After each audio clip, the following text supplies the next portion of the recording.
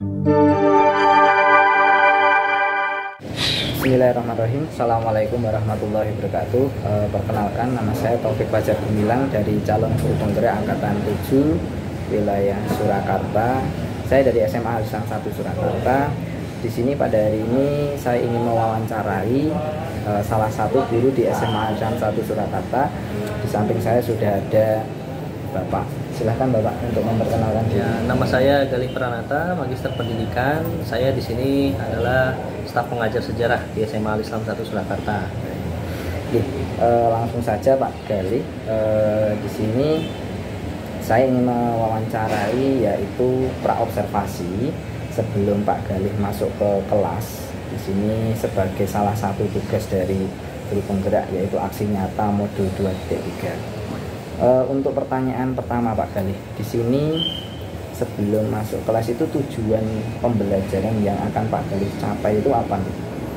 Ya, jadi nanti kan saya akan membawakan materi tentang histori berkembangnya Jepang, munculnya Jepang sebagai salah satu negara imperialis. Sebagaimana kita ketahui bahwa kebanyakan negara penjajah itu kan dari bangsa Eropa atau orang-orang Barat. Nah, di sini kita anak-anak akan melihat bagaimana kemudian Jepang yang asalnya dari Asia kenapa bisa menjadi negara penjajah.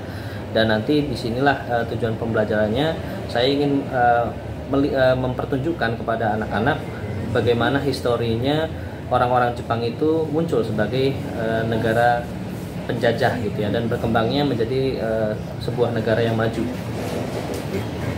Sekarang yang kedua Pak Galih, di sini apa area pengembangan yang Pak Galih itu ingin tuju di dalam tujuan yang telah dirancang oleh Pak Galih tadi?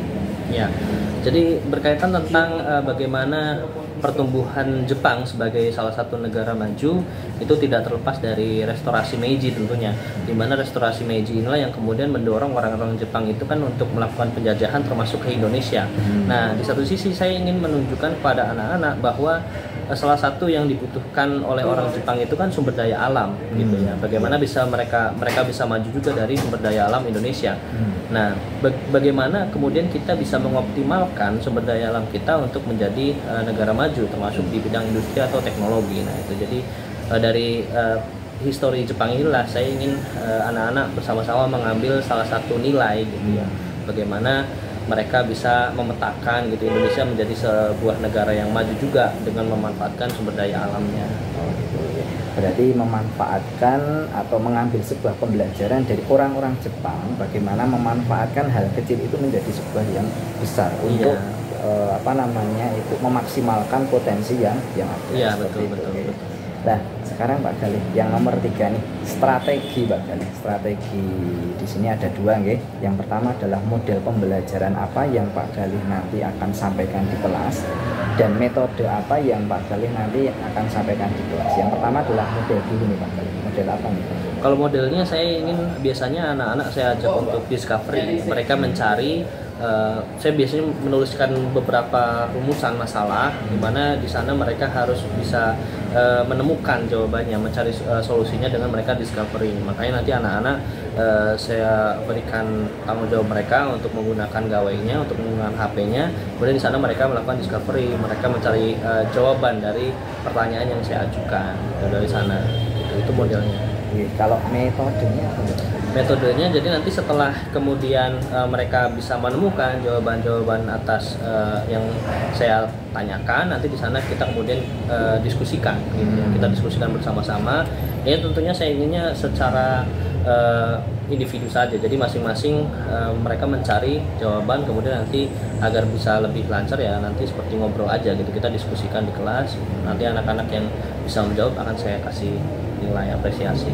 Baik Pak Galih, ini tadi kan itu ya anak-anak suruh membawa gawai ya. Ini kan notabene anak-anak SMA seperti itu. Nah, nanti bagaimana Pak Galih itu mengontrol anak-anak itu di dalam penggunaan gawainya biar tidak disalahgunakan untuk hal-hal yang lain seperti itu? Ya tentunya perlu perhatian khusus ya. Guru-guru tentunya juga sudah melihat bagaimana saya sudah melihat anak-anak yang memang dalam tanda kutip dia kreatif ya untuk membuka platform lain, media lain, sehingga kita bisa kontrol, memberikan kontrol khusus terhadap anak-anak tersebut, sehingga guru di sini ketika anak-anak menggunakan gawai kita harus interaktif gitu ya, kita tetap harus mengontrol mereka, juga terus memberikan arahan gitu. Jadi kita tidak hanya melepas anak itu saja untuk discovery, tapi kita juga membimbing gitu ya, kira-kira apa saja website yang bisa mereka gunakan untuk sumber gitu ya, kemudian apa saja website yang sekiranya ini tidak recommended untuk dijadikan rujukan. Jadi kita pun perlu mengarahkan mereka. Berarti poinnya ada dua nih. Yang pertama adalah interaktif, guru itu interaktif di dalam kelas. Yang kedua adalah manajemen kontrol. Seperti itu ya. Sekarang yang nomor 4 nih Pak Galih. Kira-kira media apa yang Pak Galih nanti gunakan ketika Pak Galih di dalam kelas? Iya. Yang paling utama mungkin dari laptop ya, tentunya laptop, kemudian juga LCD, karena kita memanfaatkan sumber daya yang ada di kelas, di ruang kelas, fasilitas di ruang kelas. Kemudian nanti setelahnya anak-anak juga ada gawai gitu ya, untuk keperluan mereka discovery gitu. Jadi ya sekitar itu aja gitu. Jadi kira-kira agar lebih efektif dan efisien. Lah untuk waktunya Pak Galih, kira-kira hari tanggalnya hari apa, tanggal berapa, kelas berapa, dan jam keberapa? Nanti insya Allah akan dilaksanakan di hari Rabu ya, di hari Rabu tanggal 10 Mei 2023, nanti sekitar jam ke 3.4 di kelas 11.9 gitu ya. Terima kasih Pak Galih. Semoga pembelajaran yang akan datang, jadi pembelajaran yang akan kita yang Pak Galih sampaikan besok itu semoga berjalan dengan lancar sesuai dengan rencana yang Pak Galih tadi rancang seperti itu. Itu saja Pak Galih. Terima kasih atas kesempatannya. Sama-sama. Assalamualaikum warahmatullahi wabarakatuh. Waalaikumsalam warahmatullahi wabarakatuh. Oke. Bismillah. Selamat pagi anak-anak sekalian. Sebelum kita memulai pembelajaran, untuk ketua kelas silakan dipimpin untuk berdoa terlebih dahulu. Dulu siapkan. Doa mulai.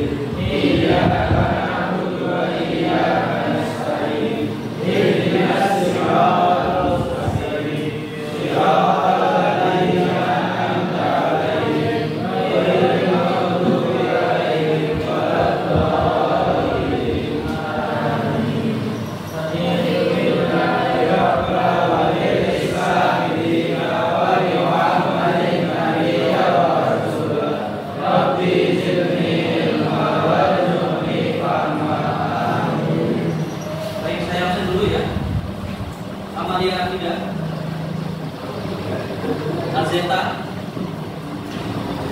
Adika, Besima, Bila, Farida, Jihan, Kaila, Zaina, Faida, Adin, Adi Johan, Adi Bayu, Ahmad Haidar, Akmal Alim, Akmal Eliasa, Azriel, Devan, Bimo, Dava, Farhan, Fatihah, Hakim, Iqbal Salimi, Adi Firdaus, Bintang,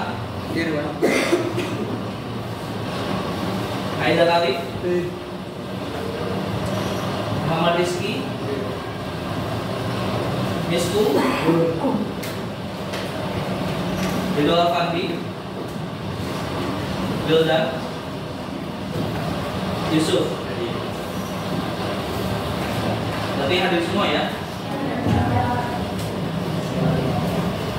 Baik, saya mulai. Bismillahirrahmanirrahim. Assalamualaikum warahmatullahi wabarakatuh. Gimana kabarnya anak-anak kelas 11-9? Oke, sebelum dimulai materi, saya mau bertanya. Untuk pertemuan kemarin ada yang masih ingat kita membahas tentang apa? Restorasi meiji ya. Mungkin ada yang bisa menjelaskan sedikit apa yang bisa diambil dari pelajaran kemarin. Mungkin yang kemarin itu kira-kira membahas tentang apa gitu, ada mungkin? Ya, silakan Adit. Jadi restorasi meiji yang kemarin dibahas itu membahas tentang itu apa modernisasi Jepang dari yang dulunya tertutup selama hampir 2 abad menjadi lebih kuat dan modern, terbuka. Restorasinya itu disebabkan oleh adanya tekanan dari negara barat yang datang ke Jepang itu.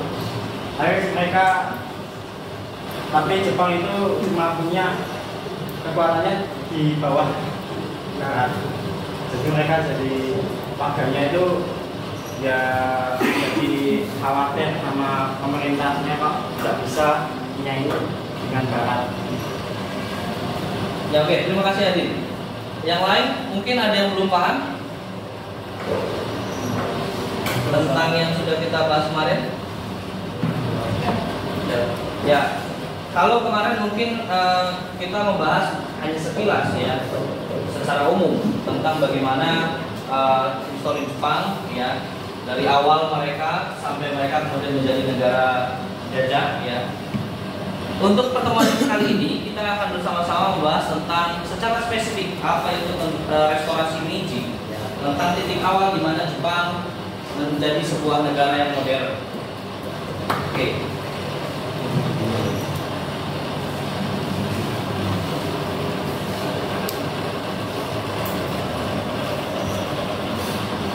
Sebenarnya kalian pernah nggak berpikir bahwa Jepang yang hari ini merupakan negara yang maju itu juga pernah mengalami pasang surut. Ya. Mereka juga dulu tidak serta-merta sejak awal mereka ada itu menjadi negara yang maju. Tentu mereka melalui tahapan proses yang sangat panjang. Kira-kira kalau hari ini saya minta kalian menyebutkan produk teknologi apa saja yang mungkin familiar di Indonesia. Saya sebut tentang brand mobil misalnya, apa saja? Suzuki, Toyota, kemudian Suzuki, kemudian Honda,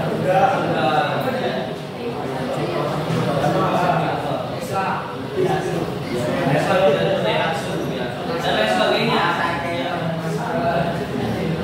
Tentu pasti kalian akan bisa sangat menyebutkan gitu ya. Kalian pasti akan sangat hafal gitu ya. Mungkin dari kalian atau mungkin orang tua kalian, mungkin kalian hanya melihat saja, juga sangat banyak produk-produk teknologi yang sudah dibuat Jepang dan sudah dipasarkan di negara kita. Ya. Dari sana kan kita bisa menyimpulkan bahwa Jepang ini berada di titik kemajuan yang luar biasa saat ini. Tapi pernahkah kalian membayangkan bahwa di zaman dulu Jepang itu merupakan negara yang bisa kita sebut kalau bahasa gaulnya cukup gitu ya, super gitu ya, kurang pergaulan dan lain sebagainya.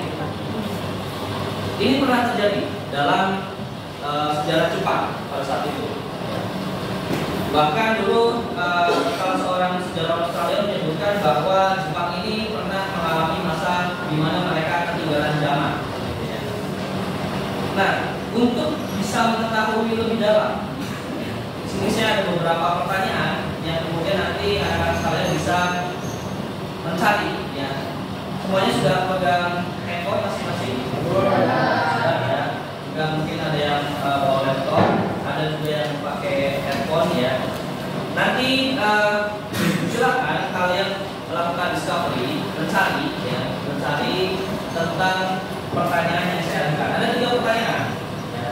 Yang pertama yaitu tentang adanya kemunduran bangsa Jepang di zaman dulu itu disebabkan karena diterapkannya kebijakan politik Sakoku namanya. Nah, apa sih Sakoku itu? Kemudian bagaimana awal mula kok kenapa diterapkan kebijakan Sakoku? Lalu bagaimana dampak yang ditimbulkan dari kebijakan tersebut? Itu yang pertama. Kemudian yang kedua, berkaitan dengan kebijakan Sakoku di kemudian tahunnya itu terjadi adanya konvensi Kanagawa. Apa sebenarnya konvensi Kanagawa dan apa yang menyebabkan dari perjanjian tersebut atau konvensi tersebut? Itu yang kedua. Kemudian yang ketiga, tentang setelah itu, ya setelah berlakukannya konvensi Kanagawa, kemudian muncullah istilah restorasi Meiji, ya di mana dipimpin oleh Kaisar Meiji ini melakukan sebuah tindakan restorasi Meiji. Apakah restorasi Meiji itu? Nanti saya minta kalian menjelaskan. Sebelum dimulai kalian untuk mencari masing-masingnya individu, saya melihat bahwa di sini semua tidak harus mencari sumbernya itu dari sumber teks, ya, dari sumber website. Tapi kalian juga bisa, silakan misalnya kalian punya salah satu channel langganan misalnya di Instagram atau mungkin di YouTube, karena kalian punya kebiasaan mendengar audio gitu ya, tanpa hanya membaca teks, kalian boleh mendengarkan gitu ya, mungkin bisa agak bisa lebih paham. Kalian bisa boleh cari di YouTube gitu ya, yang ada naratornya, kalian bisa dengarkan penjelasan-penjelasan itu dari YouTube. Ini untuk anak-anak yang audio gitu ya. Mungkin juga bisa untuk anak-anak yang estetik gitu ya. Kalau misalnya kalian sudah nyaman kecenderungan visual, kalian bisa membaca via teks saja gitu ya. Misalnya kalian mencari di website dan lain sebagainya. Saya harapkan untuk tidak membuka yang lain ya, platform yang lain, jadi hanya membuka yang perlu kalian cari. Begitu. Bisa dipahami? Bisa. Oke. Silakan kalian buka, gunakan sebaik mungkin handphonenya, gawainya ya. Kemudian dicari referensi yang bisa kalian gunakan. Kita mulai dari sekarang, nanti setelahnya kita akan diskusikan tentang ini, terkait ini ya.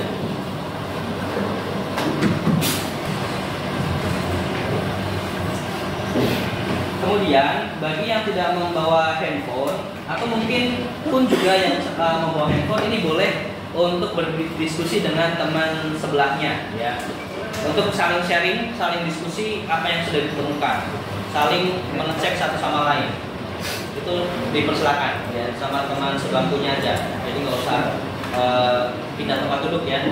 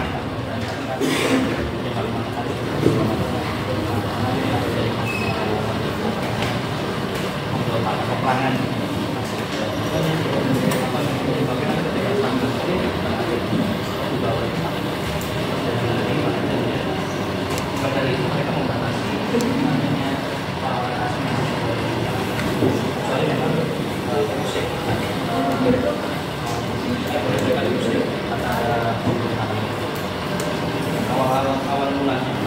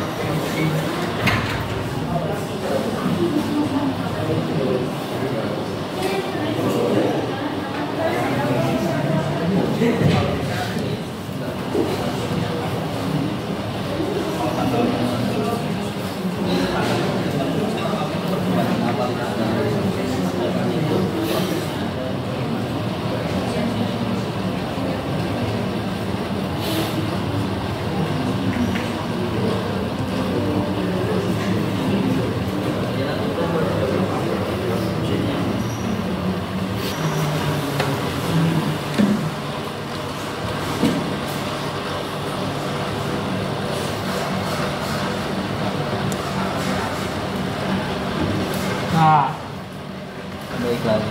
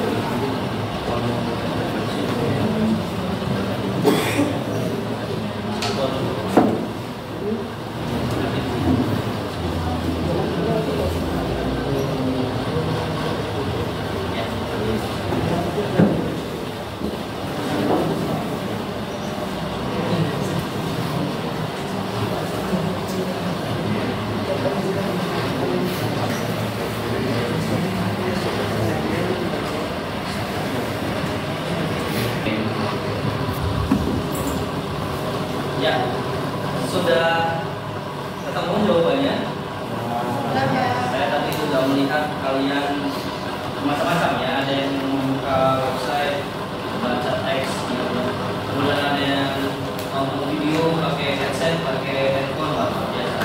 Ya silakan, saya sudah melihat kalian berusaha untuk mencari dan menemukan jawaban. Kemudian saya minta untuk nanti silakan angkat tangan yang bisa menjawab. Kita mulai dulu ya dari nomor pertama terkait tentang bagaimana Jepang itu pernah menerapkan kebijakan sakoku. Apa itu kebijakan sakoku? Silakan. Ada yang bisa menjawab? Ya, silakan Bu Faila. Di zaman itu kami orang asing yang ada di luar Jepang tidak berbahasa Jepang dan warga Jepang tidak berkeluar dari Jepang. Itu seperti isolasi keluarga Jepang juga termasuk perdagangan-perdagangannya. Itu dilakukan karena agar tidak terpengaruh dengan budaya Eropa luar. Terus juga untuk kebijakan perdagangannya itu cuma diizinkan dari kantor dagangnya Belanda, terus kalau yang Tiongkok itu di bagian di Nagasaki-nya aja. Mengalami ketertinggalan pada bangsa Barat. Ketika bangsa Barat sudah masuk dari Nagasaki, Jepang masih merupakan negara kolonial yang belum. Terima kasih kepada Bu Faila dan Bella. Boleh minta tepuk tangannya buat ya, mungkin ada lagi yang mau nambahkan nomor 1? Ya, kalau tidak ada, saya ingin menambahkan, yang menjelaskan tentang apa yang sudah disampaikan sama Bu Faila dan Kaila, bahwa benar ya kedua-duanya jawabannya. Jadi politik sakoku ini merupakan satu kebijakan yang diterapkan oleh Shogun Tokugawa, di mana semula memang Jepang itu kan terbuka ya, di masa Shogunan itu mereka awalnya terbuka. Sampai akhirnya Tokugawa menemukan sebuah pemberontakan ya, yang dilakukan oleh orang-orang Portugis yang masuk ke Jepang. Karena sebagaimana kita ingat ya, dulu ketika orang Portugis masuk ke negara kita kan juga sama, membawa semboyan God Glory Gospel ya. Gospelnya ini kan isi suci, dan itu juga mereka lakukan terhadap orang-orang Jepang. Dan ternyata pada kenyataannya setelah orang-orang Portugis ini masuk ke Jepang pada saat itu, ini terjadi sebuah pemberontakan ya, adanya sebuah mispersepsi di mana kemudian orang-orang Katolik ini mengobarkan sebuah pemberontakan yang pada akhirnya Tokugawa ini menyimpulkan bahwa pengaruh asing ini membahayakan kedudukannya, membahayakan posisinya, sehingga menyebabkan sebuah disabilitas politik ya. Makanya dari sinilah kemudian Tokugawa memilih untuk menutup Jepang dari dunia luar. Dan kemudian ditambahkan lagi tadi sama Kela tentang dampaknya.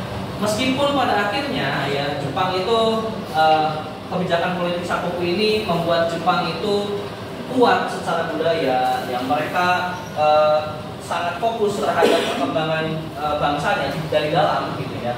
Tapi itu yang membuat di sisi lain Jepang itu mengalami ketertinggalan gitu ya. Di saat negara-negara barat itu mereka sudah mencapai kemajuan karena sudah terjadi revolusi industri di Inggris sebelumnya, tapi pada kenyataannya Jepang pada saat itu malah memilih untuk menutup diri. Sehingga dari sinilah orang-orang Jepang pada saat itu mulai tertinggal teknologinya dengan orang-orang barat atau orang-orang Eropa pada saat itu. Nah, jadi kita di sini sudah bisa melihat ya tentang bagaimana awal mula politik sakoku dan bagaimana dampaknya bagi Jepang.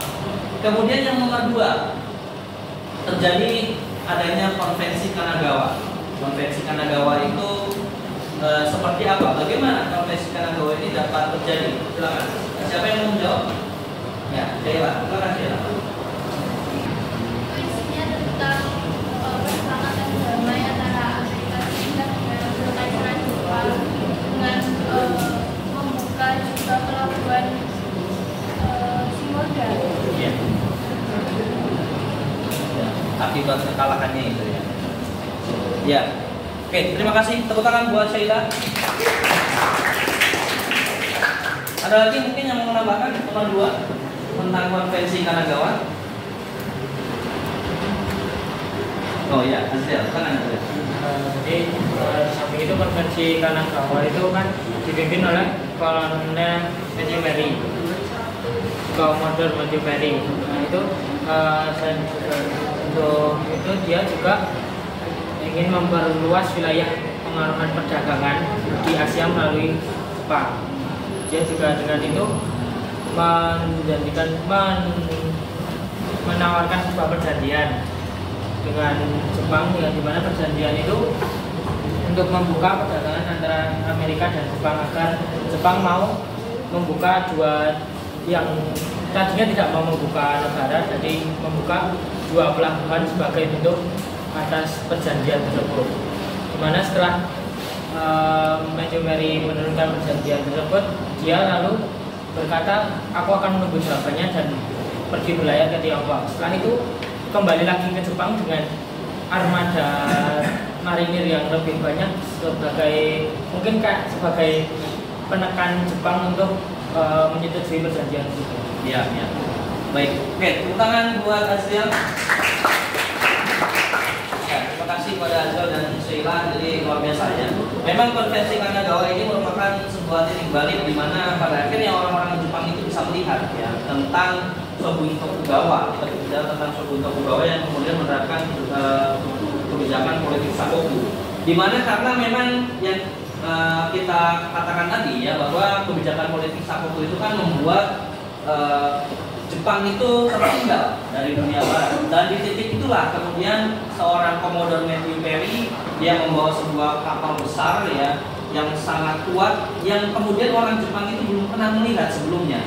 Dari titik inilah akhirnya orang-orang Jepang menyadari bahwa sebenarnya mereka itu sudah mulai tertinggal, bahwa di luar sana, di luar Jepang sana sudah ada teknologi-teknologi canggih buatan orang-orang barat yang itu tidak pernah mereka lihat sebelumnya di Jepang. Jadi dari situ mereka menyadari bahwa mereka sudah sangat tertinggal. Dan di sisi lain, sebenarnya Matthew Perry ini juga tidak hanya ingin memamerkan kapalnya, tapi lebih dari itu tujuannya yaitu untuk membuka perdagangan strategis ya, pelabuhan yang ada di Jepang pada saat itu ya, pelabuhan Shimoda ya. Dan di sana kemudian karena terjadi sebuah perundingan konvensi Kanagawa, akhirnya Jepang sepakat untuk membuka Jepang terhadap dunia luar, termasuk untuk menjalin sebuah hubungan dengan Amerika Serikat. Dari sinilah orang-orang Jepang berpikir bahwa kemudian Tokugawa itu sudah mulai kehilangan tajinya, gitu ya. Sudah merubah prinsipnya yang semula Jepang banget, kemudian akhirnya terpengaruh sama Barat. Itulah yang kemudian orang-orang Jepang berpikir bahwa Shogun itu lemah, tidak seperti yang mereka bayangkan ya, seperti orang yang paling kuat di Jepang gitu. Karena sebelumnya kan Shogun dipandang sebagai orang paling kuat dan paling dihormati di Jepang. Karena kekalahan atas Amerika Serikat inilah yang kemudian membuat Shogun Tokugawa itu dilengsarkan dari posisinya ya, karena konvensi Kanagawa ini. Nah, kemudian berbicara tentang restorasi Meiji, ketika Shogun Tokugawa akhirnya dilengsarkan dari kedudukannya, mungkin ada yang bisa menceritakan keterkaitannya setelah Shogun Tokugawa itu lengser sampai dengan restorasi Meiji. Mungkin ada yang bisa menjelaskan di sini? Ya, silakan. Jadi setelah itu ya Tokugawa dengan kebijakan yang gagalnya itu yang Sakoku, yang akhirnya konvensinya itu ada, itu kan rakyat itu pada nggak puas sama Tokugawa, jadi muncul pergerakan yang ingin melengsarkan Tokugawa. Salah satunya yaitu ya dipimpin oleh Meiji itu. Jadi Meiji melengsarkan Tokugawa dari itu tahtanya di Jepang. Jadi Meiji saat itu berhasil naik tahta menjadi kaisar Jepang, dan pada akhirnya Meiji bersumpah mengeluarkan sebuah janji bahwa nanti Jepang itu akan, bahwa saat itu juga Jepang akan menghapuskan sistem feudalisme dan akan juga mengeksplorasi belahan dunia. Ya, jadi itu juga jadi tombak awal Jepang modernisasi. Ya, oke. Tepuk tangan dulu buat Adin. Ada yang mau menambahkan, silakan. Ya. Untuk perubahan setelah turunnya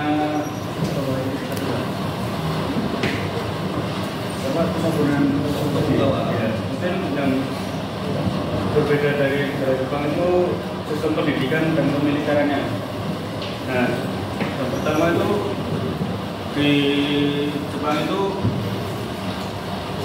menetapkan mengenai wajib belajar selama 8 tahun, dan sistem pendidikan Jepang mengadopsi dari sistem pendidikan Jerman. Pemerintah Jepang mengirim anaknya ke luar negeri untuk belajar dari negara tersebut. Terus yang kedua, pelatihan militer itu, Pak. Pelatihan militer yang mungkin dibentuk kayak negara berat itu, dengan alat-alatnya, terus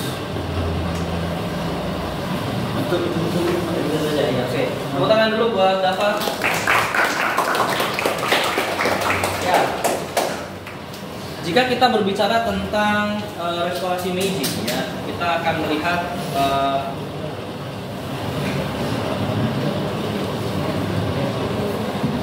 ya tentang apa saja perubahan yang kemudian muncul, ya, dari adanya sebuah restorasi. Ketika sebelumnya Tokugawa akhirnya lengser, ya, dari kedudukannya sebagai shogun, kemudian digantikan sama Komei. Hanya saja Komei tidak banyak diulas dalam sejarah ini secara singkat karena mungkin Komei tidak banyak berperan, gitu ya. Kemudian barulah akhirnya ketika Komei ini memiliki anak Meiji, dari sanalah akhirnya Meiji ini menjadi seorang kaisar, ya, menggantikan sistem feodal, gitu ya. Jadi secara sistem pemerintahan pun kalau kita lihat bahwa dari beliau juga yang sebelumnya dia berada di bawahnya shogun itu mendapatkan satu tempat, gitu ya, di pemerintahan pusat ketika pemerintahnya sudah berubah menjadi kaisar, bukan lagi shogunan. Dan di sisi lain pemerintahan feodal ini yang menjadi pemerintahan kaisar, dari mana kemudian Meiji naik takhta sebagai kaisarnya atau pemimpin tertinggi Jepang, dan ini bertahan sampai hari ini, ya, sebagai negara kekaisaran. Dan ini sudah ditetapkan pada tanggal 11 Februari 1890. Dan itulah titik balik di mana kemudian Jepang membuka diri sebagai negara modern dengan meninggalkan sistem feodal yang dianggap rusak atau sudah ketinggalan zaman. Beralih menjadi pemerintahan kekaisaran. Kemudian di sisi lain, akhirnya Jepang juga sudah tidak hanya berfokus terhadap pendidikan militer saja, tapi juga tentang pendidikan umum dan pengetahuan umum. Maka dari itu kemudian di tahun sekitar 1871-an, ya, Jepang itu sudah mulai membentuk sebuah departemen pengajaran, kalau di sini Kementerian Pendidikan. Jadi agar terarah pendidikan yang tadi juga sudah disebutkan sama Dava, mulai ditetapkan wajib belajar selama 8 tahun. Ya. Jadi dari situlah kemudian orang-orang Jepang ini sudah mulai melek akan pendidikan dan pengetahuan umum. Jadi tidak hanya militer saja. Dan dari situlah kemudian Jepang mencapai sebuah modernitas. Di situ juga kemudian disebutkan ada 8 pembagian distrik pendidikan, di mana di masing-masing distriknya itu diletakkan 32 sekolah dengan 1 perguruan tinggi atau universitas. Artinya di sana sudah memikirkan tentang bagaimana adanya pemerataan pendidikan.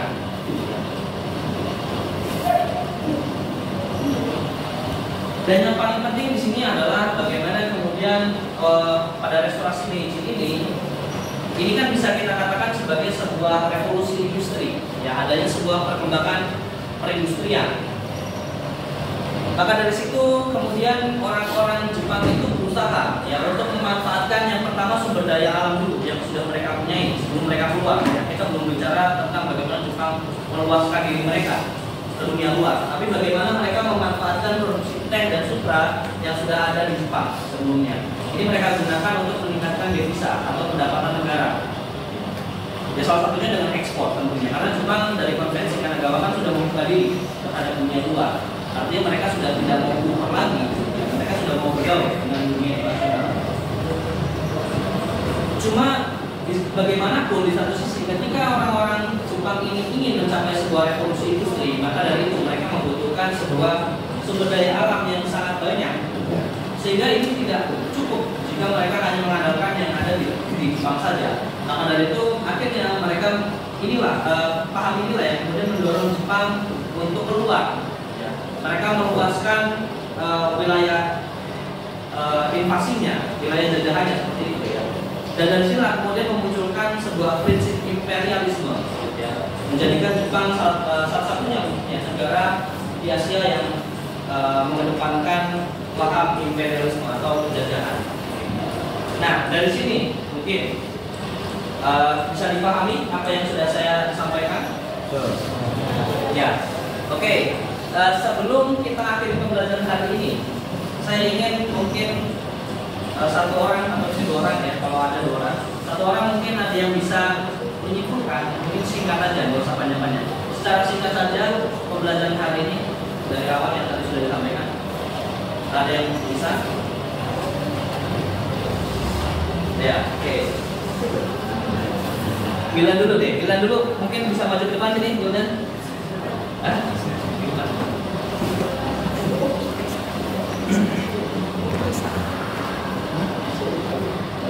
Singkat aja udah, nggak usah panjang-panjang ya. Yang kamu pahami untuk pembelajaran hari ini. Ini akan tahu itu cepat lakukan politik isolasi. Jadi itu karena Jepang udah takut kalau banyak budaya politis yang masuk ke Jepang dan di Jepang merasakan juga. Jadi mereka melakukan untuk dari budaya Jepang itu tergantung sama budaya. Ya, oke. Ya, oke. Tepuk tangan untuk Gildan.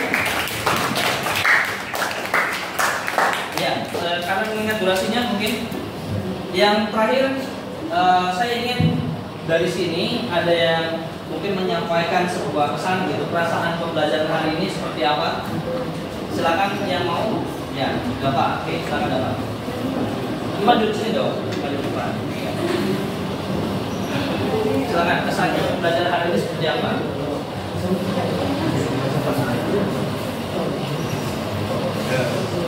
Kesannya mungkin pembelajaran kali ini seru ya, jadi pembawanya enjoy karena bisa kayak nyari-nyari tentang sejarah-sejarah itu pakai laptop, pakai HP, jadi kita sebagai anak muda kayak enjoy gitu. Terus mungkin pesannya apa ya? Banyakin kayak gini, coba kita kayak gini gitu. Karena apa udah nggak lelah bawahnya dari itu. Ya gitu ya. Oke. Dan oke, silakan duduk. Terima kasih. Tepuk tangan untuk Damar.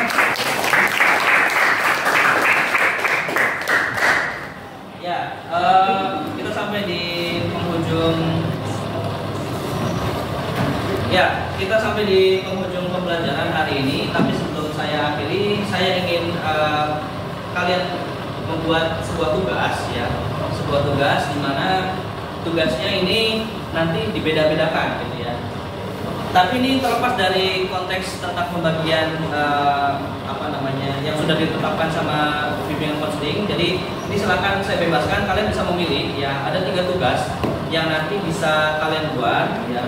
Ini senyamannya kalian aja ya. Ada 3 tugas. Yang pertama yaitu untuk membuat sejenis makalah gitu ya, sejenis tulisan artikel ya, sejenis artikel. Ini silakan tentang restorasi Meiji yang kita pelajari hari ini ya.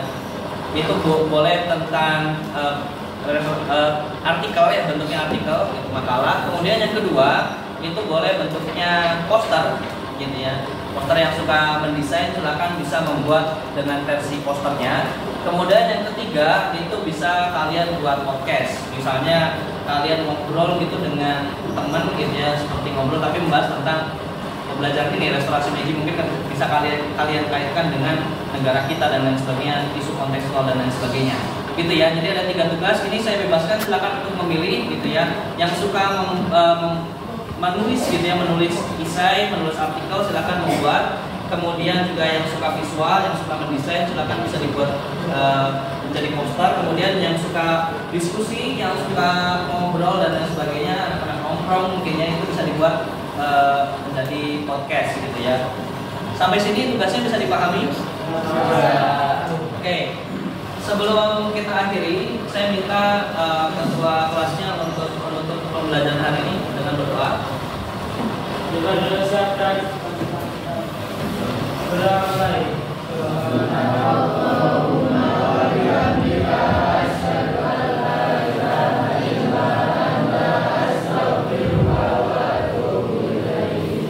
Ucapkan terima kasih kepada kelas 11-9. Kita akhiri pembelajaran hari ini. Terima kasih. Kita akan bertemu pekan depan. Sekian. Wassalamualaikum warahmatullahi wabarakatuh. Waalaikumsalam.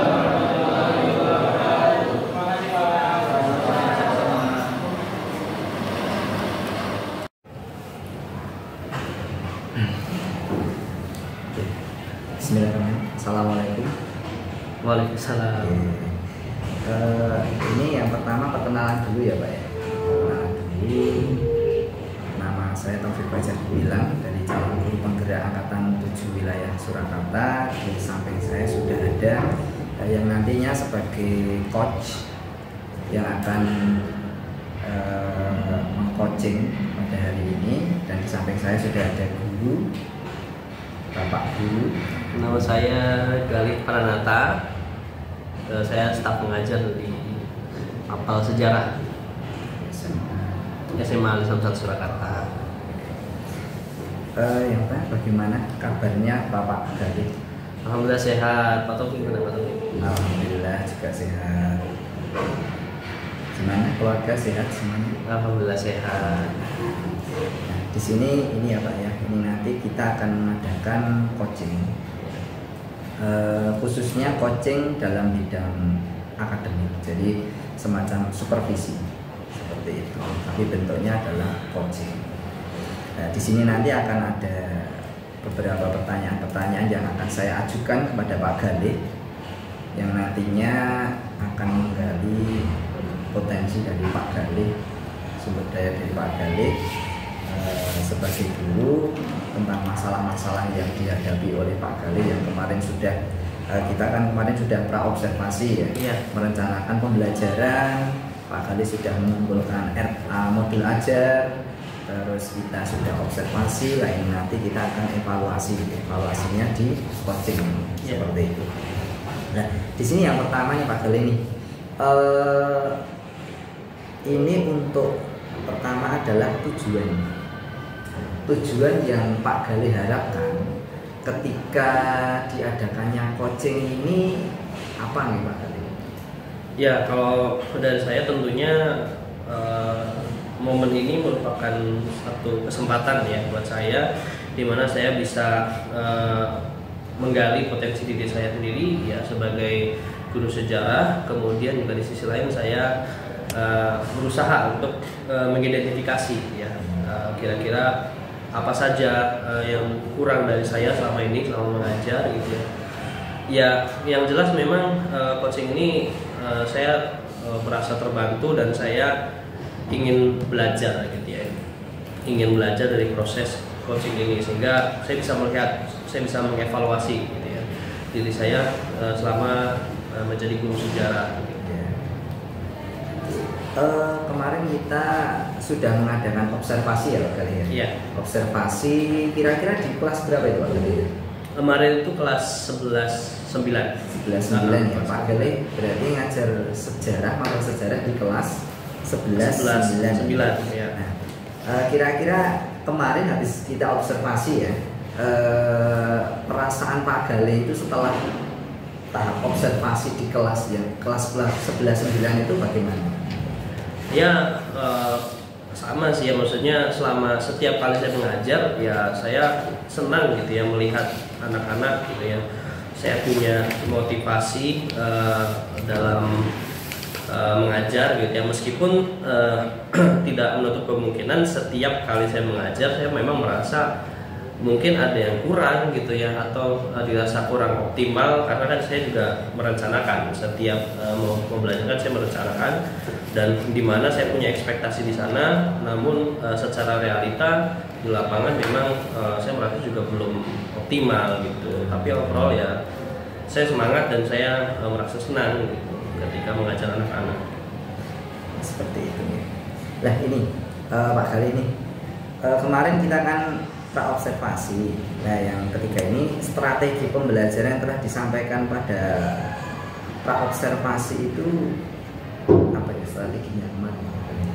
Iya, saya berusaha untuk menerapkan kurikulum merdeka gitu ya, sebagaimana prinsipnya pembelajaran berdiferensiasi, di mana saya di dalamnya juga berupaya untuk melakukan diferensiasi terhadap pembelajaran ya, khususnya untuk anak-anak gitu.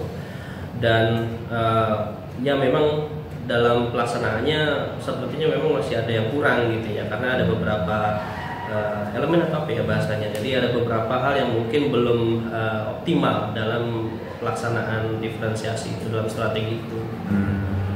Berarti kemarin memang sudah dilaksanakan. Iya. Ya, memang sudah dilaksanakan pembelajaran.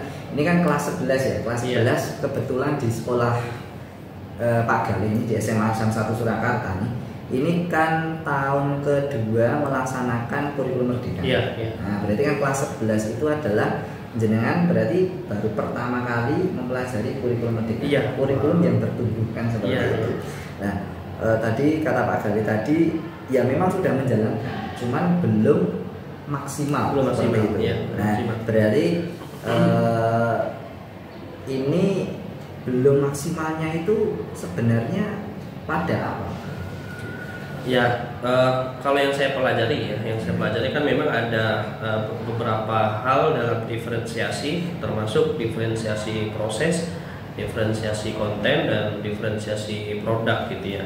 Kalau saya melihat memang kemarin itu secara diferensiasi konten dan diferensiasi proses itu saya merasa saya sudah menerapkan itu, hanya saja memang karena keterbatasan sehingga dalam pelaksanaan diferensiasi produk itu belum berjalan, ya, belum berjalan secara optimal, sehingga yang memang kembali lagi evaluasi untuk saya. Gitu. Oh, seperti itu. Nah, kemarin itu gini Pak Galih. Kemarin Pak Galih juga sempat membuat modul ajar nih ya. Iya. Membuat modul ajar. Untuk modul ajarnya bisa kita lihat ya. Itu tujuannya apa Pak Galih?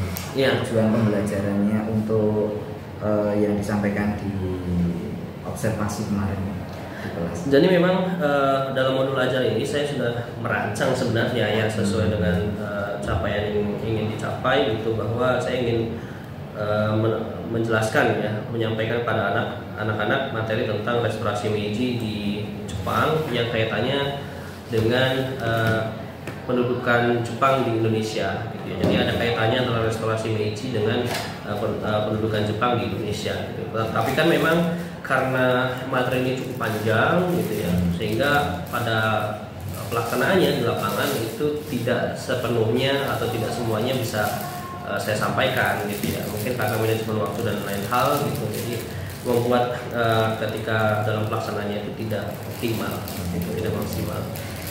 Mungkin saya bisa dijelaskan ya Pak Galih ya, untuk apa namanya runtutan pembelajaran Pak Galih yang telah dilakukan yang kemarin pada waktu observasi di kelas 11-9 itu. Kira-kira apa saja ya Pak untuk runtutan pembelajaran yang telah dilakukan Pak Galih?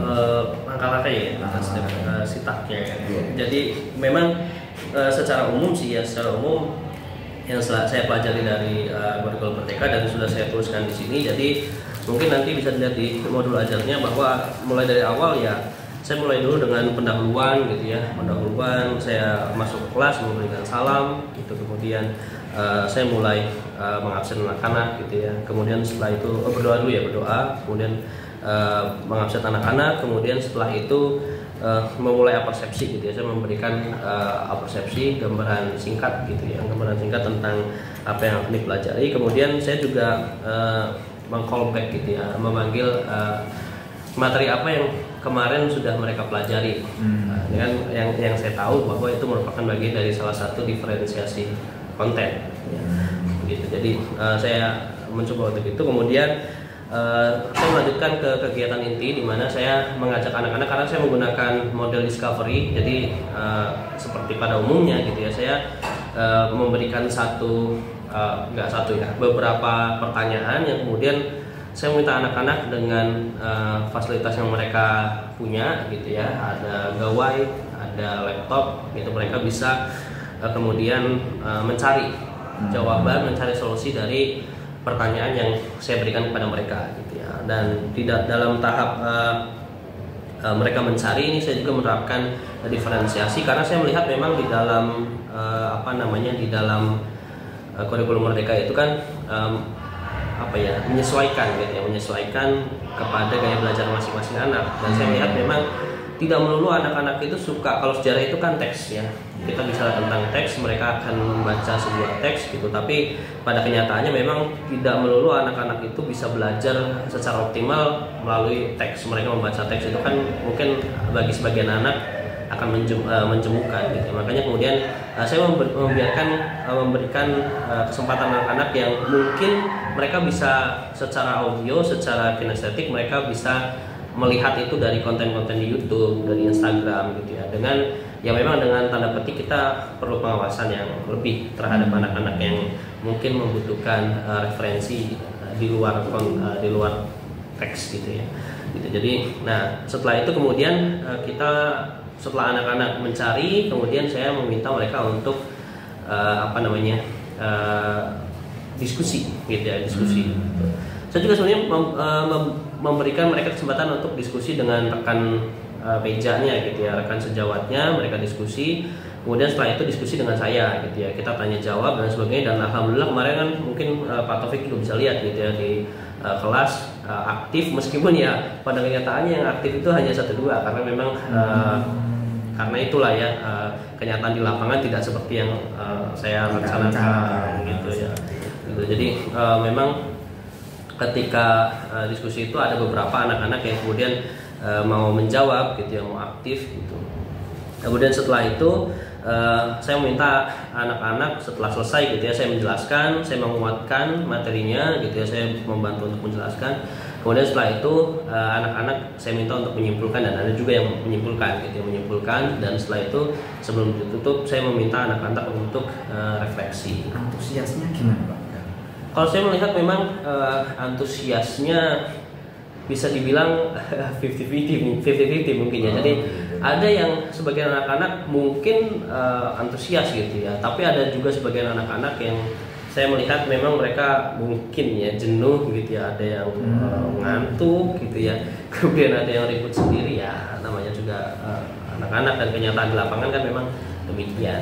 Ya.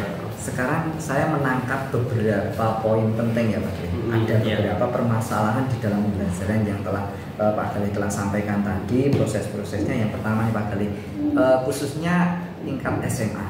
Nah, anak SMA itu kan berhubungan dengan gawai. Nah, gawai apa namanya itu HP, terus tab, terus laptop dan sebagainya. Di dalam pembelajaran Pak Gali tadi yang telah disampaikan tadi adalah pembelajaran yang menggunakan salah satunya adalah dikedepankan IT.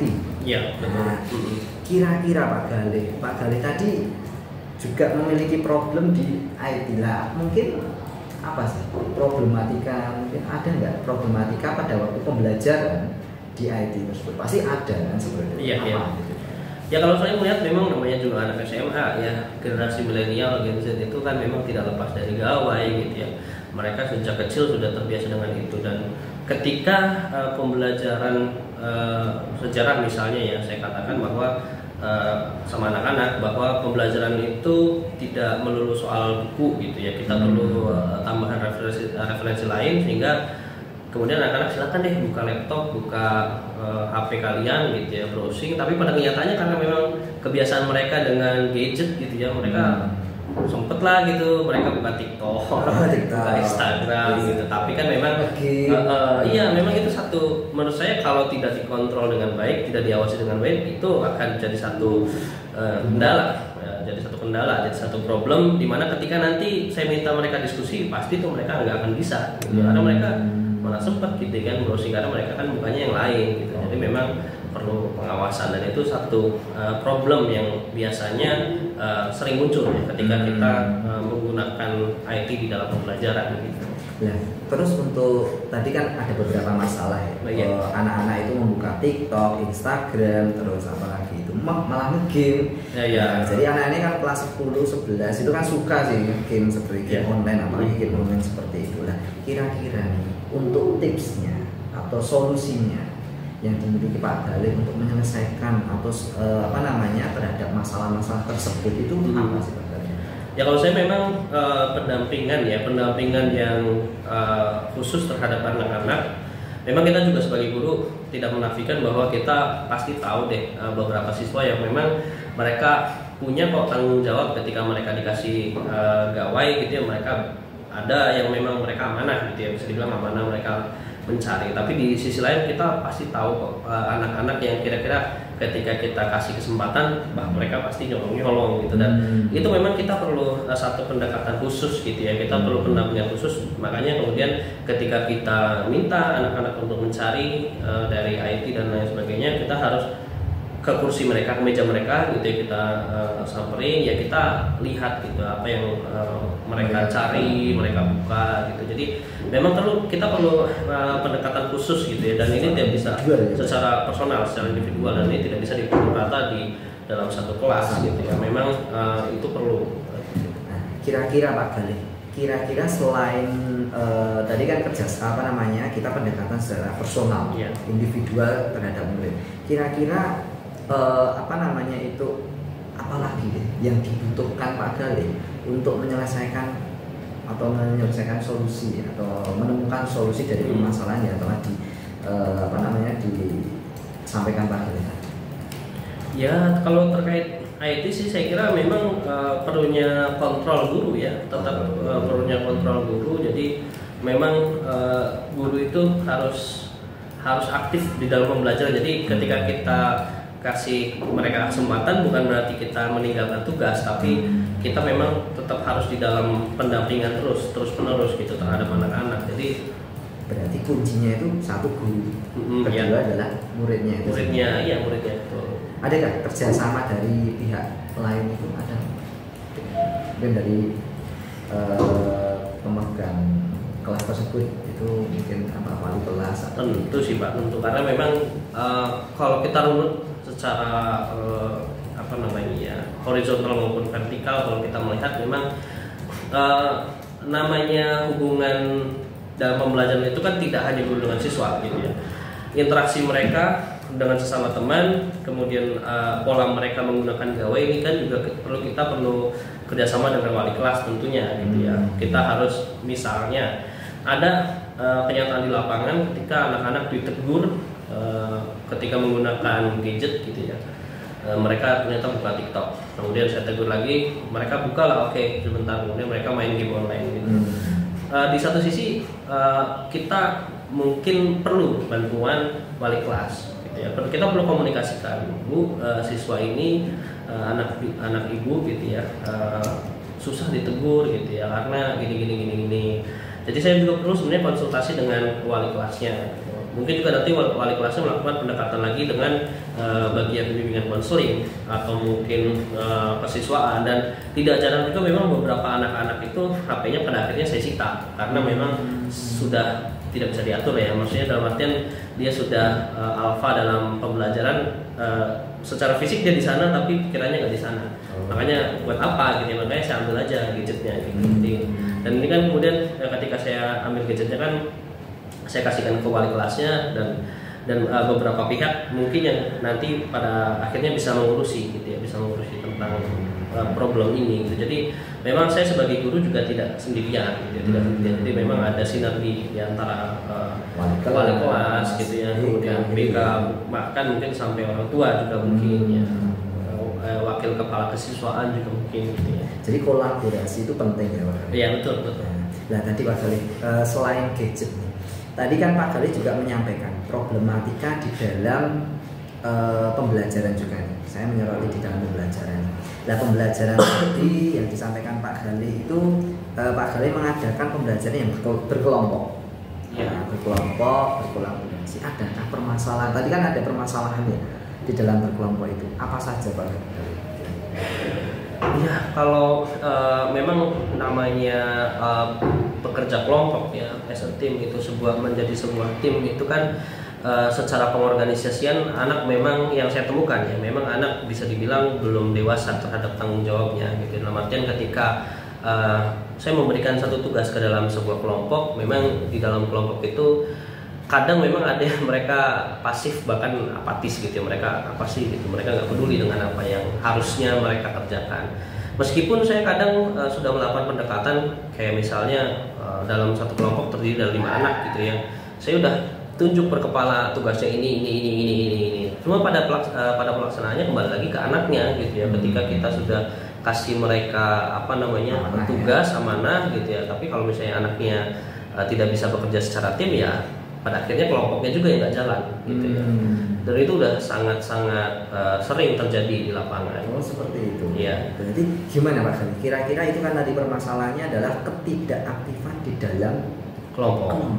Iya. Nah, seperti itu. Nah ini solusi yang terbaik dari masalah tersebut itu kira-kira dari Pak Gali apa? Ya kalau sejauh ini memang yang saya tangani paling utama adalah memanggil si anak sih, pendekatan secara personal tetap ya. Jadi kita tidak bisa memarahi si anak itu, misalnya ya saya udah kesel banget sama dia nggak mau kerja as a team gitu secara kelompok gitu ya, saya panggil aja secara personal. Karena mungkin kalau saya marahi di muka umum, anak-anak itu kan mungkin tidak akan terima gitu ya, atau bahkan mungkin jadi makanya kemudian saya memanggil dia gitu ya, saya tanya lah gitu, sebenarnya apa yang menjadi problema kamu ya, seperti kita ngajakin mereka ngobrol, ajak mereka curhat gitu. Dan ya pada kenyataannya mereka akan jawab kok gitu ya, dengan apa adanya gitu ya, ngantuk pak, males pak, dan sebagainya gitu.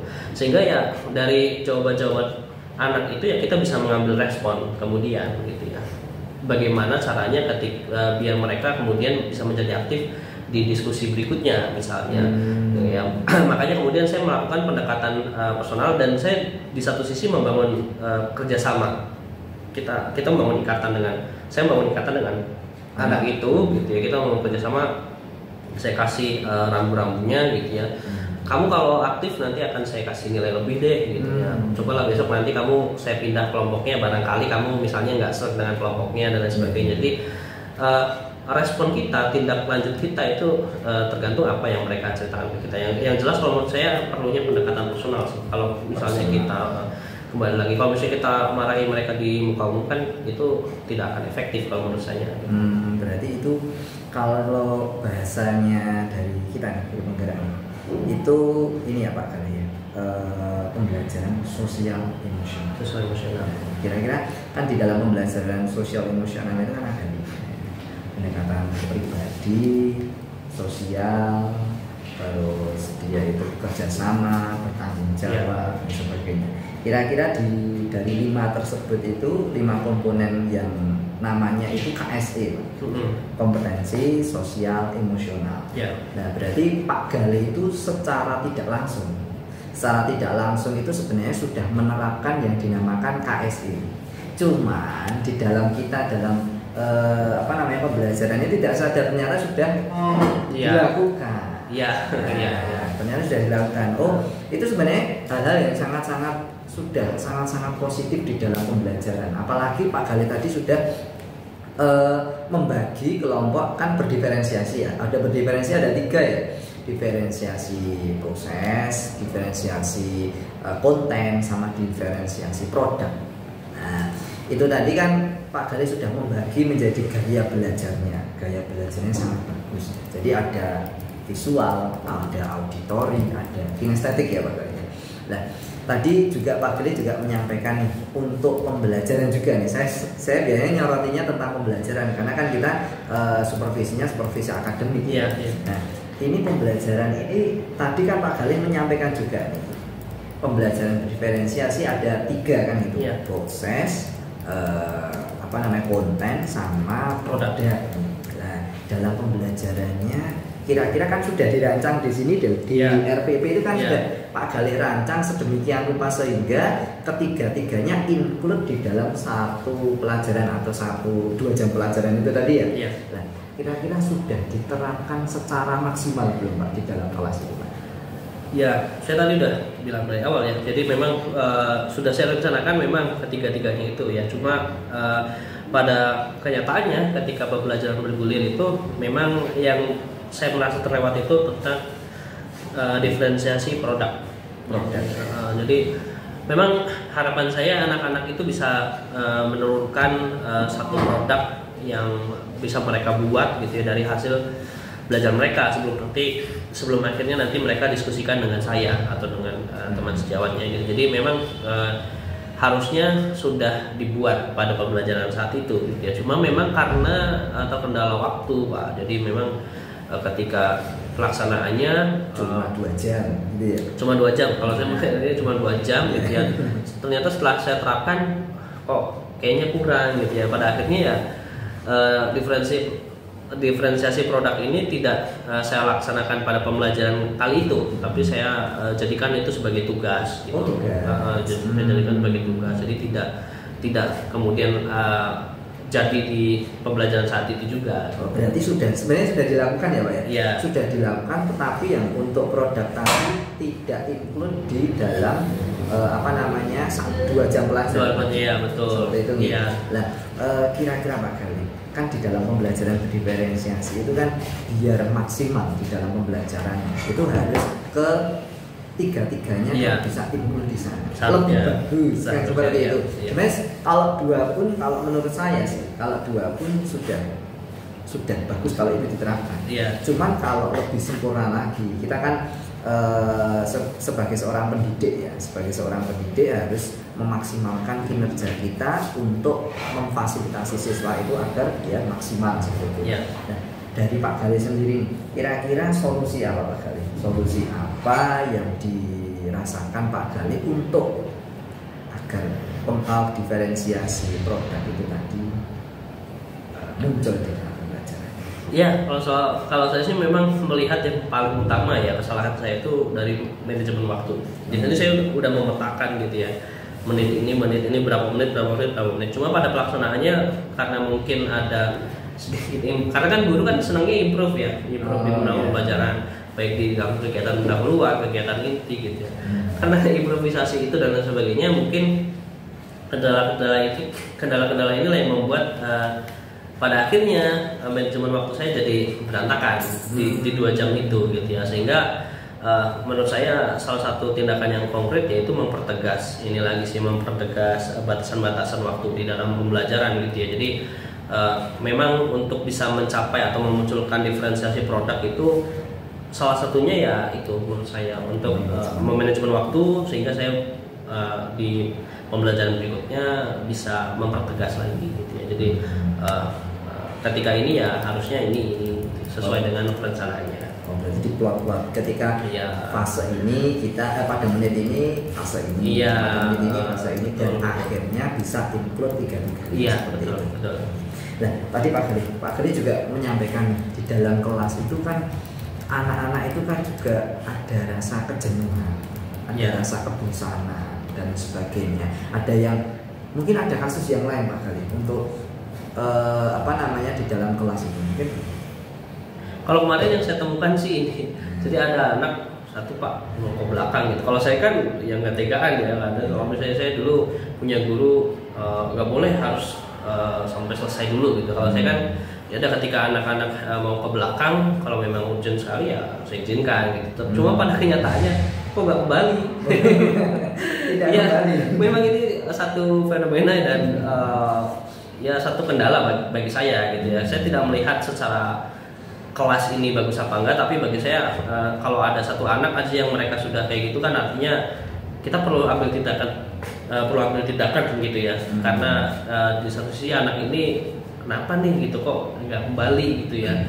Dan itu cukup lama Pak, jadi bukan berarti 10 menit sebelum selesai dia izin. Kalau itu kan mungkin ada hajatnya, mungkin dia bisa lebih lama gitu. Tapi kalau ini kan dia lama banget, hampir 1 jam pelajaran gitu. 1 jam pelajaran. Tidak kembali gitu ya. Jadi ya, di satu sisi saya juga bingung gitu ya, ketika anak ini nggak kembali apa yang harus saya lakukan. Ya itulah pada kenyataannya seperti itu. Oh, berarti tadi ada pada waktu pembelajaran yang kemarin observasi itu ada berapa anak tuh Pak kira-kira? Satu anak ya. Satu anak yang izin kamar mandi terus tidak kembali lagi sampai pembelajaran Pak Gali selesai. Jadi kan itu ada sebuah problem ya, problematika. Berarti kan di dalam pembelajarannya mungkin membosankan atau bagaimana Pak kira-kira Pak di dalam pembelajaran Pak Gali? Ya memang setelah itu kan ya saya tanyakan gitu ya, memang jenuh. Dia bilang bosen gitu ya. Bosen, awalnya bilang ngantuk gitu, terus kenapa ngantuk ya, bosen gitu ya. Ya saya melihat memang anak itu jenuh gitu ya, anak itu jenuh. Jadi saya juga berpikir bagaimana caranya biar kemudian saya bahasanya menyulap sebuah kelas, suasana kelas itu agar lebih menarik lagi di mata anak-anak. Ya mungkin banyak yang saya pelajari juga ya dari diskusi dengan guru-guru lain atau juga mungkin dengan Pak Taufik gitu. Jadi memang perlu satu gebrakan ya, satu improvisasi dalam pembelajaran. Ya mungkin kalau saya sih menilai perlu kuis gitu ya, anak-anak mungkin butuh tantangan bisa jadi gitu ya.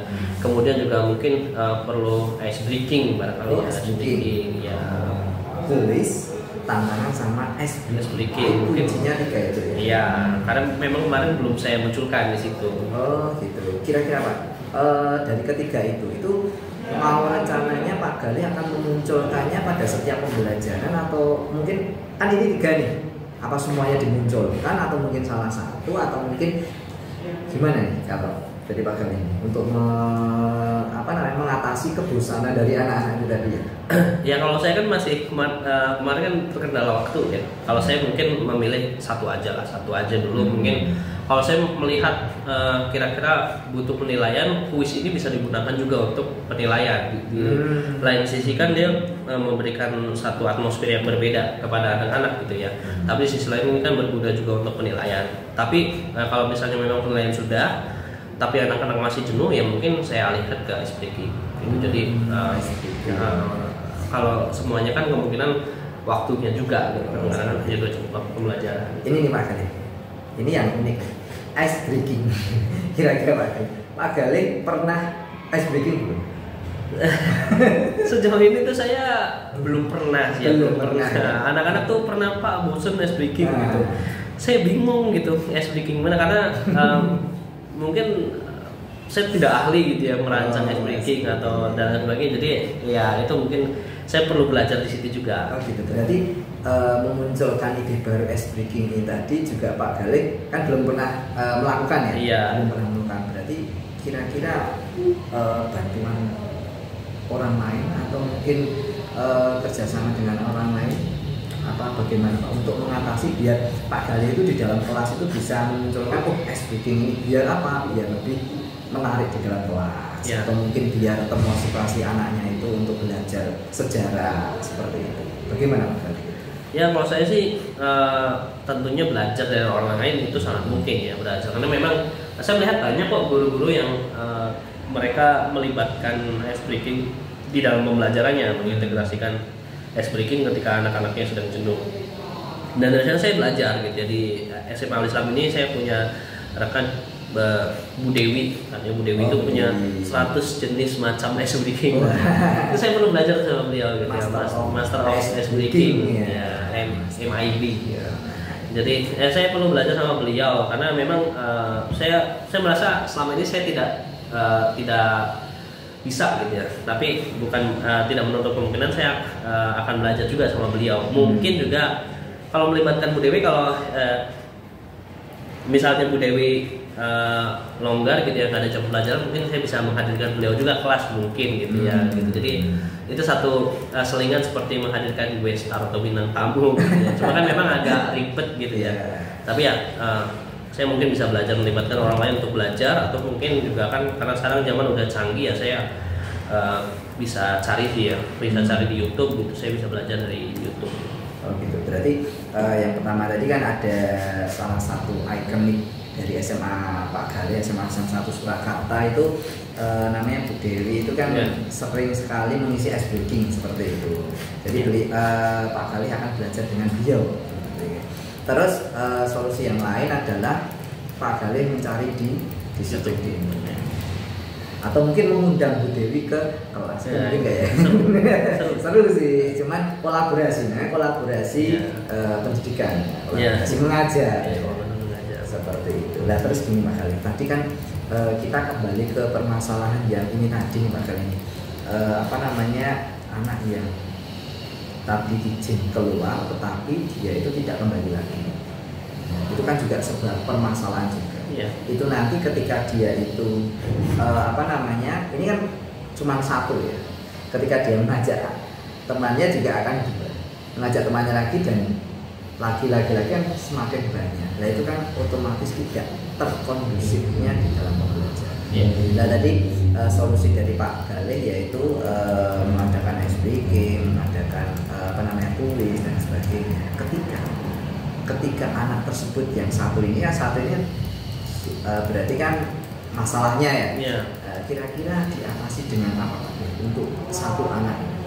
Kalau mungkin dalam SBK dan sebagainya masih gagal, kira-kira gimana? Iya, kalau saya sih memang melihat perlunya kolaborasi ya, lagi perlunya kolaborasi saya karena saya merasa saya tidak sendirian di sekolah gitu dalam melaksanakan pembelajaran. Saya juga didampingi wali kelas gitu ya. Saya juga ada BK gitu ya, ada bimbingan muslim. Jadi untuk kasus ini saya kira secepatnya dulu dikomunikasikan dengan wali kelas. Itu yang biasa saya lakukan sejak awal gitu ya.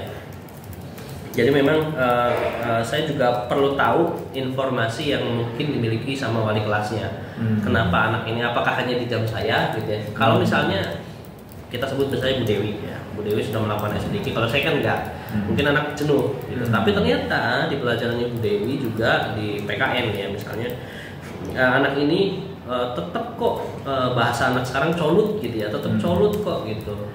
Meskipun Bu Dewi sudah ya kita tahu gelarnya MID, Master of Ice Breaking gitu ya, tapi kok tetap colut, artinya kan bukan berarti memang pembelajarannya menjenuhkan, enggak kok. Bu Dewi sudah mencoba itu, tapi memang mungkin ada problem lain sehingga ya menurut saya memang ini tidak hanya di dalam pembelajaran saja, tapi memang kita perlu mengidentifikasi juga sebenarnya kenapa anak ini melakukan itu.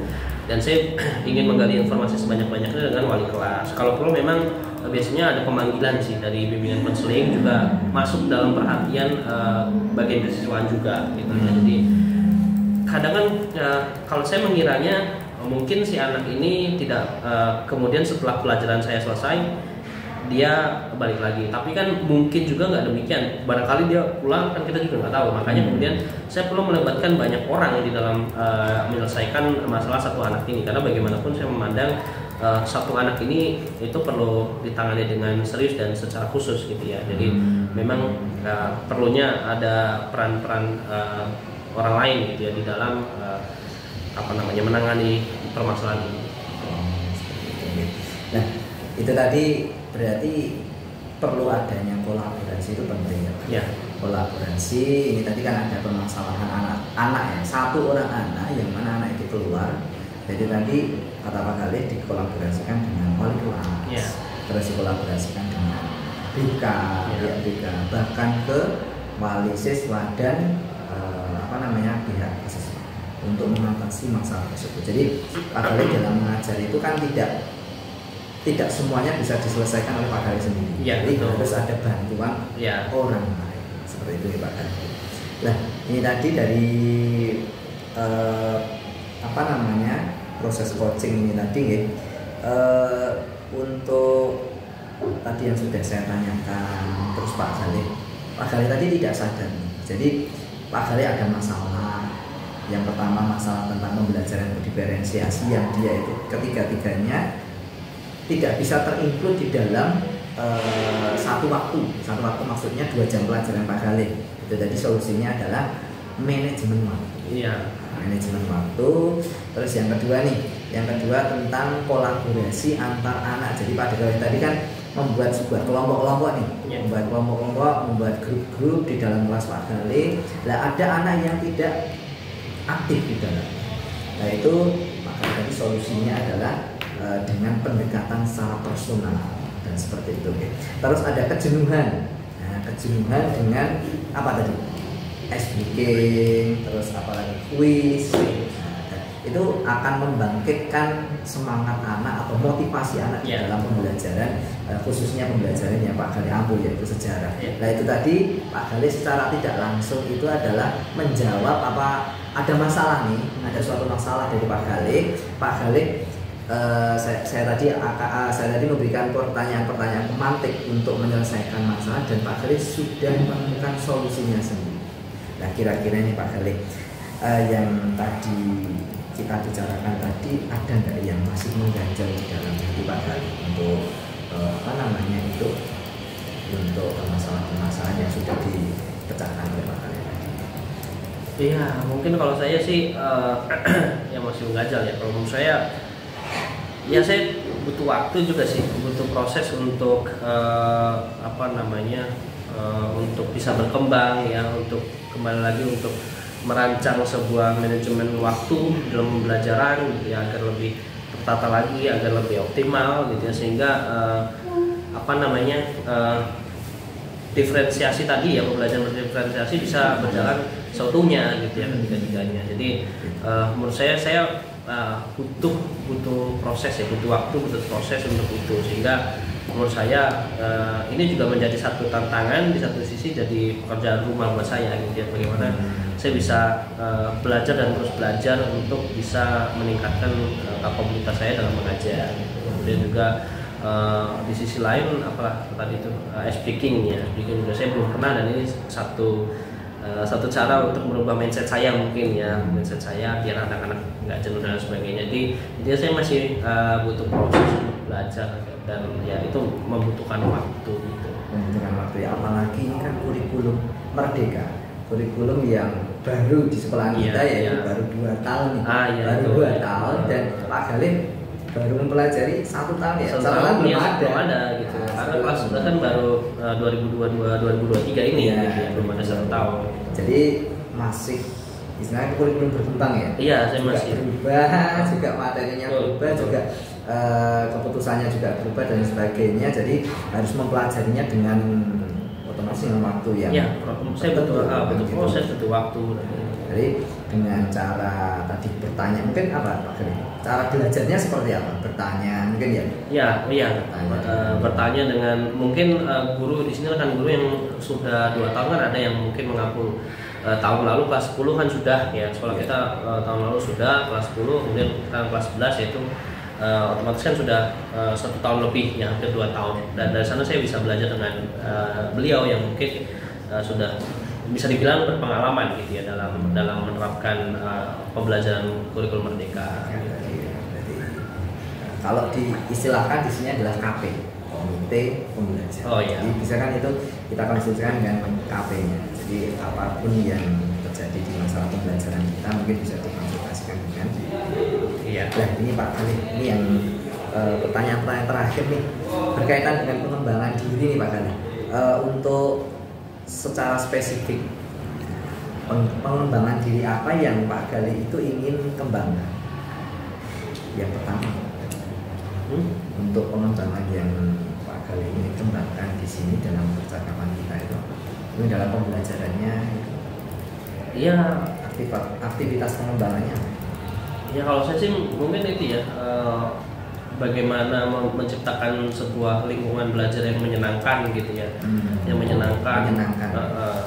Ya secara konkret yang berpihak pada murid gitu, yang berpihak sama murid tentunya gitu ya, pembelajaran yang menyenangkan itu, tapi perspektifnya murid ya, bukan saya ya kan. Kalau saya kan sebagai guru ya, bagaimanapun saya sudah punya modal dulu, saya senang dulu, saya semangat dulu, saya punya motivasi. Cuma kan yang perlu kita pikirkan kan bagaimana siswa itu memandang kalau pembelajaran saya menyenangkan, yang memang ini berpihak sama mereka gitu.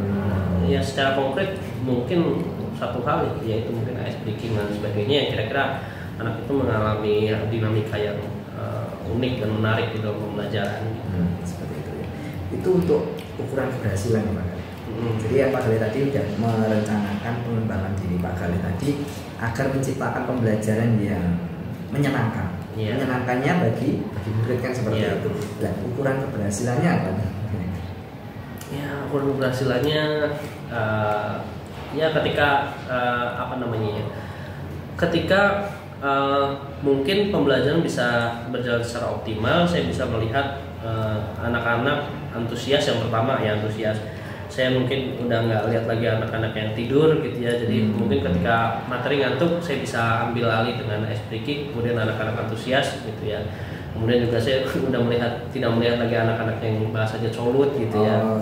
Itu bagi saya merupakan satu capaian gitu, satu capaian yang dimana saya ini udah berhasil gitu. Pendukung itu istilahnya yang membantu Pak Khalid dalam proses tersebut biar pembelajaran itu menyenangkan pendukungnya, pendukung mungkin fasilitas juga ya, fasilitas sekolah juga yang mungkin karena kan misalnya kita mengadakan ice breaking gitu kan, kita juga kadang butuh media-media yang itu menunjang agar ice breakingnya lebih menarik gitu ya.